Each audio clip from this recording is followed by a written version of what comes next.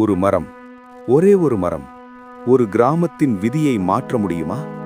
வறட்சியில் உயிர் தரும், பசியின் நேரத்தில் உணவு தரும், புயலிலும் நிமிர்ந்து நிற்கும் அந்த மரம் பனைமரம். ஆனால் ஏன் சிலர் இதை உலகின் சிறந்த மரம் என்று அழைக்கிறார்கள்? தமிழகத்தின் வறண்ட நிலங்களில், மணல் வீசும் புயல்களில் எந்த மரம் உயிருடன் நிற்கிறது தெரியுமா? மண்ணின் ஆழத்தில் 30-40 அடி வரை வேரூன்றி தண்ணீரை தேடி சாதாரண மரங்களை விட அதிக சக்தியுடன் வாழும் மரம், அதுதான் பனைமரம். மழை இல்லையா?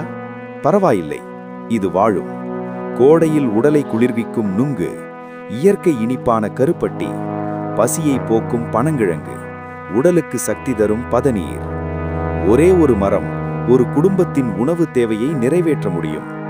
அதனால்தான் இந்த மரத்தை மக்கள் பனைமரம் என்று அழைக்கிறார்கள். வீட்டின் கூரையாக மாறுகிறது, கைகளில் கூடை விசிறியாக மாறுகிறது.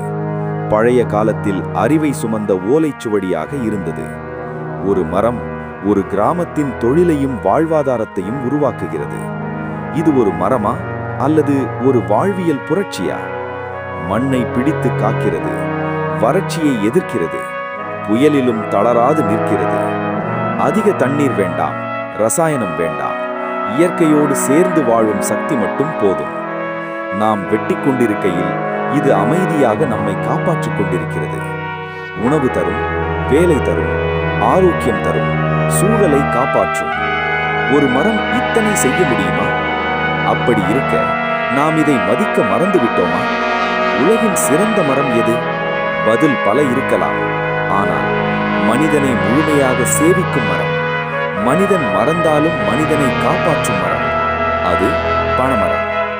ஒரு பனைமரம் நடு, ஒரு தலைமுறையை காப்பாற்று. இன்னும் இவ்வாறான டாக்குமெண்ட்ரி வீடியோக்களை பார்க்க கோல்ட் கிளாஸ் சேனலை இப்போதே சப்ஸ்கிரைப் செய்யுங்கள்.